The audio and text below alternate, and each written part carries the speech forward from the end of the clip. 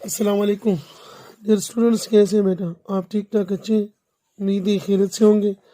जी बेटा, तो आज हम हमारा टॉपिक जो है वो है about numerical problems of chapter 14 which is electromagnetic induction. और इधर हम जो न्यूमेरिकल डिस्कस करेंगे, हम सिर्फ वही न्यूमेरिकल डिस्कस करेंगे बेटा जो कि हमारे स्मार्ट सिलेबस के मुताबिक है। तो मैं आपको बताता चलूँ बेटा, हम जो जो न्यूमेरिकल डिस्कस करेंगे, हम डिस्कस करेंगे numerical problem number 1, numerical problem number 2, numerical problem number 6, 4, 6 and 10, यानी 5 numerical according to smart syllabus हम डिस्कस करेंगे। जी बेटा, तो तरीकाकार हमारा क्या होगा? न्यूमेरिकल प्रॉब्लम आप लोग बुक से देखोगे बेटा, मैं स्टेटमेंट बोलूंगा और इधर हम डेटा बना के उसे सॉल्व करेंगे बेटा। तो शुरू करते हैं प्रॉब्लम नंबर 1 से। न्यूमेरिकल प्रॉब्लम नंबर 1, अपने बुक्स खोल दो बेटा और पेज नंबर 178 पर हमारे पास है problem number 1। According to problem 1 हमारे पास प्रॉब्लम 1 क्या है बेटा? प्रॉब्लम 1 की स्टेटमेंट कुछ इस तरह है, कहते हैं two identical coils A and B of 500 turns, यानी कोई से दो आइडेंटिकल कॉइल है हमारे पास। This is coil A and this is coil B. कहते हैं ए और बी दोनों में नंबर ऑफ टर्न जो है वो है 500, यानी एन ए और एन बी दोनों बराबर उन आइडेंटिकल भी है और दोनों में नंबर ऑफ टर्न्स हमारे पास 500 है। आगे कहते हैं each has on parallel plane such that 70% of flux produced by one coil linked with the other. Consider phi A हमारे पास फ्लक्स प्रोड्यूस कर रहे हैं बेटा, और वो कहते हैं phi A का 70% फ्लक्स जो है वो पास हो रहा है किससे बेटा? B से। With other, a current of 6 ampere flowing in coil A produce a flux of 0.06 milliweber in it.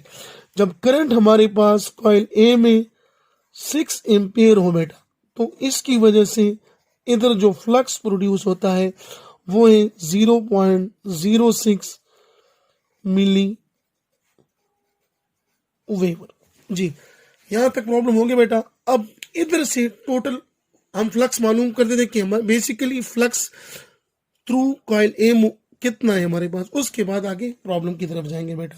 तो इधर यानी इधर 6 एम्पियर करंट जब इधर फ्लो करेगा बेटा, उसकी वजह से 0.06 10⁻³ वेबर फ्लक्स प्रोड्यूस होता है बेटा, और उसका 70% बी से लिंक कर रहा है। तो इफेक्टिव फ्लक्स किसके बराबर होगा? यानी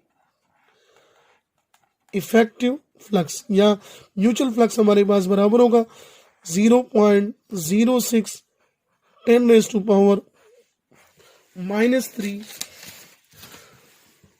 मल्टीप्लाई बाय 0.7। 0.7 मीन 70%। ये तो इधर से मालूम हो जाएगा हमारे पास इफेक्टिव फ्लक्स। और ये जब आप कैलकुलेट करोगे बेटा, यानी 0.06 मल्टीप्लाई 10⁻³ इंटू 0.7, ये जब आप कैलकुलेट करोगे तो आपके पास फ्लक्स की वैल्यू आएगी जी। तो इफेक्टिव 0.06 मल्टीप्लाई 10⁻³ इंटू 0.7, इसको मल्टीप्लाई करेंगे तो हमारे पास इफेक्टिव फ्लक्स की वैल्यू बनेगी बेटा 0.042 10⁻³ वेबर या मिली वेबर। ये हमारे पास इफेक्टिव फ्लक्स हो जाएगा बेटा। जी, अब आगे प्रॉब्लम की तरफ आते हैं।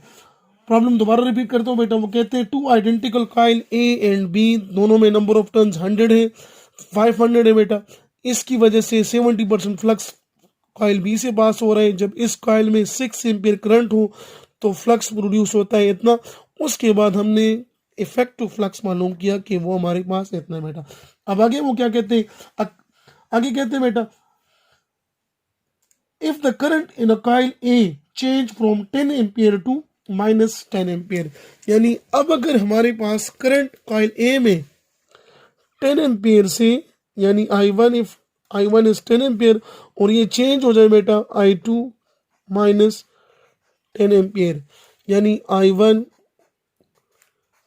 10 एम्पियर और I2 minus 10 ampere, I2 minus 10 ampere हो जाए बेटा इन 0.03 सेकेंड, 0.03 सेकेंड। तो वो कहते हैं कैलकुलेट ए, पॉइंट ए में कहते हैं म्यूचुअल इंडक्टेंस ए मालूम करो, और बी में कहते हैं, पॉइंट बी में कहते हैं बेटा mutual induce EMF in coil B, और ईएमएफ मालूम करो जो कि कॉइल बी में प्रोड्यूस होता है। तो हम जानते हैं एम किसके बराबर होगा, हमारे पास म्यूचुअल इंडक्टेंस मालूम करने के लिए फार्मूला है बेटा M I is equal to N phi. अब एम मालूम करना है तो M is equal to N phi divided by A. पॉट ए हमारे पास नंबर ऑफ टर्न्स कितने हैं 500, फ्लक्स हमने मालूम किया, effect of flux 0.042 10 to power -3 और करंट हमारे पास 6 एम्पियर। तो इधर से हमारे पास म्यूचुअल इंडक्टेंस की वैल्यू आएगी बेटा, और ये जब आप कैलकुलेट करोगे तो from this you will get mutual inductance is equal to 3.5 milli henry, 3.5 milli henry. ये हो जाएगा हमारे पास म्यूचुअल इंडक्टेंस। अब पार्ट बी मालूम करते हैं। पार्ट बी में क्या कहते हैं बेटा, मालूम करो flux EMF through coil B, यानी इधर से करंट चेंज हो रहा है, प्राइमरी में करंट चेंज होगा, सेकेंडरी में ईएमएफ प्रोड्यूस होगा, वो ईएमएफ हमने मालूम करनी बेटा।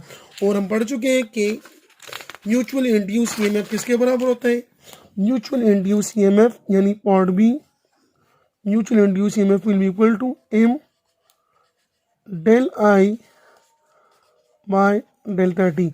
एम की वैल्यू तो मालूम कर ली, हमारे पास कितनी है 3.5 मिली हेनरी। डेल आई मालूम करेंगे तो del I I2 minus I1, I2 minus 10 तो I2 हो जाए चेंज इन करंट हमारे पास -20 एम्पियर, और टाइम हमें गिवन है 0.03 सेकेंड। अब वैल्यू जो ऊपर पुट करने बेटा, तो according to Faraday law E is equal to -3.5 10 to power -3, del I हमारे पास -20 और टाइम हमारे पास 0.03। इसे आप कैलकुलेट करोगे माइनस माइनस प्लस हो जाएगा, इसे आप कैलकुलेट करोगे तो यू विल गेट 2.33 वोल्ट। तो ये हमारे पास ईएमएफ प्रोड्यूस होगा इन कॉइल बी। ये हो गया बेटा प्रॉब्लम नंबर 1। अब आते हैं प्रॉब्लम नंबर 2 की तरफ। प्रॉब्लम नंबर 2 की स्टेटमेंट है हमारे पास, a wheel with 12 metal spokes each 0.6 meter long is rotated with a speed of 180 revolution per minute in a plane normal to earth magnetic field at a place। दोबारा repeat करूं बेटा, कहते हैं a wheel with 12 metal spokes each 0.6 meter long is rotated with a speed of 180 revolution per minute in a plane normal to the earth magnetic field at a place. If the magnitude of the field is 0.6 Gauss, what is the magnitude of induced EMF between the axle and rim of the wheel? So problem 2, this is a wheel। वो कहते हैं इस wheel में 12 metal spokes हैं, 1 2 3 4 5 6 7 8 10 और ये अगर हमारे पास 12, और कहते हैं हर मेटल स्पोक की लेंथ जो है वो गिवन है 0.6 मीटर, और ये मेटल स्पोक्स जो है रोटेट होती है with constant angular velocity 180 revolution per minute in a magnetic field of 0.6 Gauss। हमें मालूम है बेटा मैग्नेटिक फील्ड का इससे यूनिट टेस्ला है, और 1 Gauss is equal to 10 to power -4 tesla. तो B is equal to 0.6 multiply 10 to power -4 tesla. ये हो गया हमारे पास मैग्नेटिक फील्ड। वो कहते हैं what is the magnitude of induce EMF between the axle and rim of the wheel. अब अगर इस प्रॉब्लम को हम ऑब्जर्व करें बेटा, तो ये हमारे पास व्हील मेटल स्पोक्स यानी कंडक्टर है बेटा, और वो रोटेट कर रहा है मैग्नेटिक फील्ड में। तो कौन सा ईएमएफ प्रोड्यूस होगा? Motion EMF. यानी हम पढ़ चुके when a conductor the EMF produce when a conductor is move through a magnetic field. तो मोशन ईएमएफ हमारे पास बराबर होते हैं E is equal to B L V sine theta. अब उन्होंने कहा बेटा कि नॉर्मल टू मैग्नेटिक फील्ड, तो it's mean theta is equal to 90। तो E is equal to B L V sign of 90 and sine 90 is equal to 1। Sine 90 हमारे पास 1 के बराबर है, तो E is equal to B L V. जी, अब मैग्नेटिक फील्ड हमारे पास मौजूद है 0.6 × 4 टेस्ला। लेंथ ऑफ फील्ड हमें मालूम है बेटा, V मालूम करना है। अब जानते हैं V is equal to R omega. From first year the relation between linear velocity and angular velocity. V is equal to R omega. Omega हमें गिवन है 180 रिवोल्यूशन पर मिनट, इसे हमने रेडियन पर सेकंड में convert करना है। और R हम किस तरह मालूम करेंगे बेटा? तो लेंथ हमें गिवन है 0.6, R बराबर होगा L divided by 2, mean 0.6 divided by 2 is equal to 0.3। Omega 180 revolution, 1 revolution is equal to 2 pi radian, और मिनट तो 60 सेकंड। ओमेगा हमारे पास आ जाएगा बेटा, ओमेगा की वैल्यू होगी 180 multiply by 2 pi divided by 60। तो इससे आएगा बेटा 6 pi radian per second, 6 pi radian per second. अब तमाम वैल्यूज हमारे पास मौजूद है, यानी we can write E is equal to B L R omega. B की वैल्यू 0.6 10⁻⁻⁴ टेस्ला।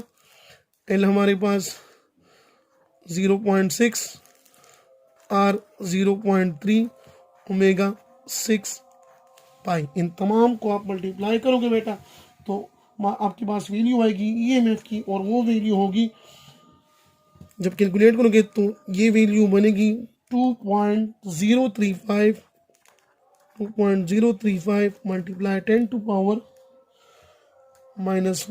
वोल्ट। तो दिस इज द ईएमएफ। ये व्हील जो कि अर्थ के मैग्नेटिक फील्ड में नॉर्मली रोटेट होती है बेटा, उसकी वजह से कितना ईएमएफ प्रोड्यूस होगा? तो this will be the EMF 2.03 multiply 10⁻⁴ volt. This is numerical problem number 2। अब न्यूमेरिकल प्रॉब्लम नंबर 4 की तरफ आएंगे। मैं आपको बता चुका हूं हमारे कोर्स में शामिल है 1, 2, 4, 6 और 10 अकॉर्डिंग टू स्मार्ट सिलेबस। तो प्रॉब्लम 4 की तरफ आते हैं बेटा।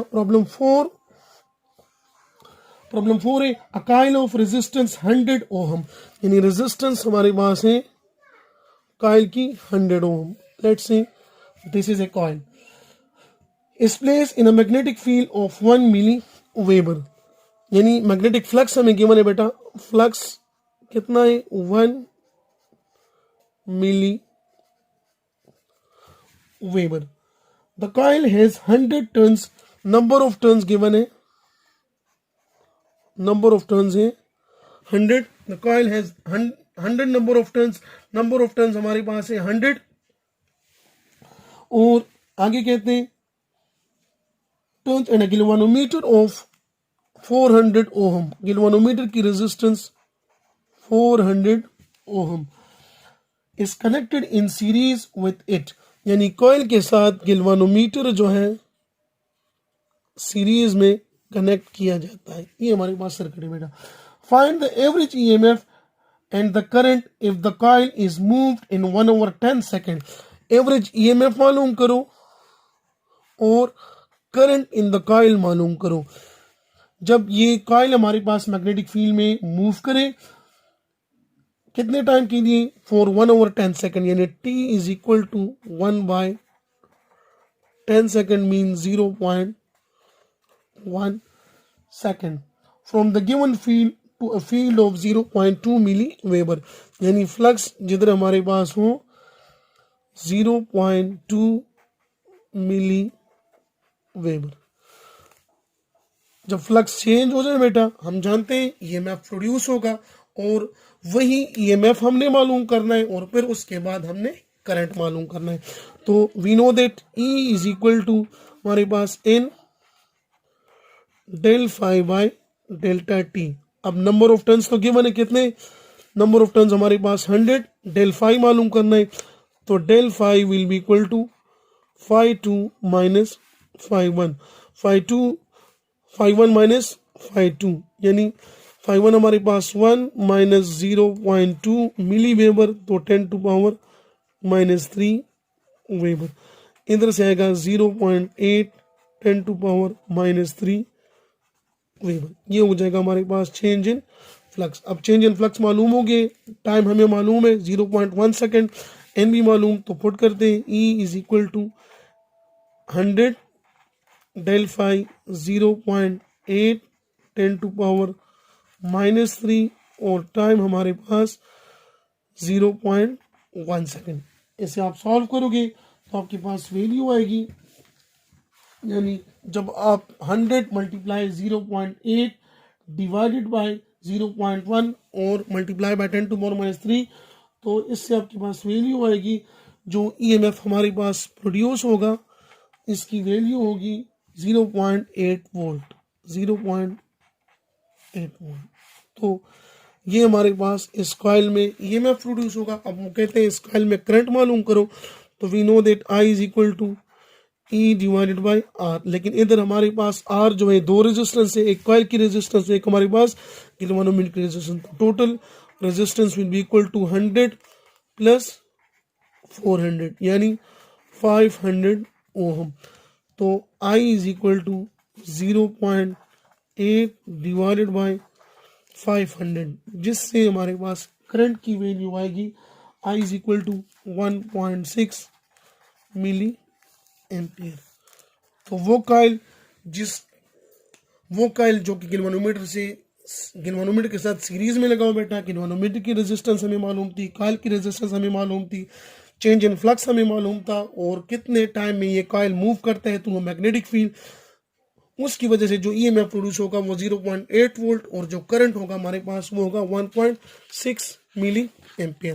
This is problem number 4। अब प्रॉब्लम नंबर 6 की तरफ आते हैं। प्रॉब्लम 6 हमारे पास है current in a circuit fall from 5 ampere to 0 ampere, यानी I1 हमारे पास है 5 एम्पियर और फॉल यानी कम हो जाते हैं कितना, 5 से 0 एम्पियर तक in time 0.1 second. Change in time हमारे पास 0.1 second.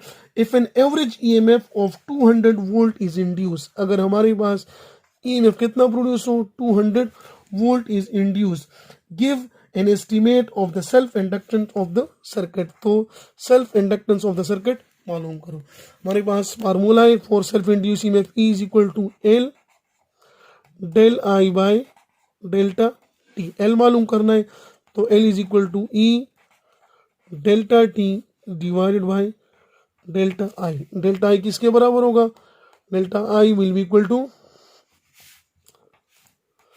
0.0 minus 5 mean minus 5 ampere, I2 minus I1 हमारे पास 0, I1 हमारे पास 5, तो माइनस 5 एम्पियर। इधर minus sign is according to Lenz law. L is equal to minus E हमारे पास 200 वोल्ट, डेल्टा T हमारे पास 0.1 और चेंज इन करंट हमारे पास माइनस 5, माइनस और माइनस कैंसिल, 200 मल्टीप्लाई बाय 0.1 तो 20 डिवाइडेड बाय 5 तो हमारे पास आएगा 4 हेनरी। तो inductance of the coil will be 4 Henry. This is problem number 6। अब प्रॉब्लम नंबर 10 की तरफ आते हैं। प्रॉब्लम 10 हमारे पास है बेटा, अकॉर्डिंग टू प्रॉब्लम 10 स्टेटमेंट वो कहते हैं a pair of adjacent coil has a mutual inductance of 1.5 Henry, यानी दो कॉइल्स है बेटा, उसकी म्यूचुअल इंडक्टेंस जो है वो गिवन है 1.5 henry. If the current in one coil change from 0 to 20 ampere in 0.5 second, what is the change of flux linkage with the other coil, यानी ये दो कॉइल है, इन दोनों की वजह से जो म्यूचुअल इंडक्टेंस है वो है 1.5 हेनरी। वो कहते हैं अगर इस कॉइल में करंट जो है वो चेंज हो 0 एम्पियर से 20 एम्पियर तक। तो इसकी वजह से इससे जो फ्लक्स पास होगा, फ्लक्स लिंक जो होगा इस सेकंड कॉइल से, let's say this is coil B और ये हमारे पास कॉइल ए, वो लिंक फ्लक्स मालूम करो, flux linking through the coil B. और हम जानते हैं flux linking through the coil B हम मालूम करते हैं एन फाई से, यानी हमने एन फाई मालूम करना है। और करंट हमें गिवन है, करंट I1 हमारे पास 0 और I2 हमारे पास 20 एम्पियर। अब जब इधर से करंट चेंज होगा, इधर ईएमएफ प्रोड्यूस होगा, वो ईएमएफ हमारे पास म्यूचुअल इंड्यूस ईएमएफ, और अगर इस इंड्यूस ईएमएफ का मैग्नीट्यूड हम मालूम करेंगे तो we use Lenz law which is N del phi by delta T, और म्यूचुअल इंड्यूस ईएमएफ जो होगा वो बराबर होगा M del I by delta T. तो this is equation 1 and this is equation number 2। तो कंपेयरिंग इक्वेशन 1 एंड 2, दोनों equations को कंपेयर करेंगे, इक्वेशन 1 और इक्वेशन 2 को, यानी लिखते हैं comparing equation 1 and equation number 2। Equation 1 हमारे पास है N del phi by delta T, और equation 2 M del I by delta T. अब दोनों तरफ से डेल टी और del T cancel, N del phi is equal to M delta I. M की वैल्यू गिवन है बेटा, एम की वैल्यू हमारे पास 1.5 और change in current 20 minus 0 which will be equal to 20 ampere.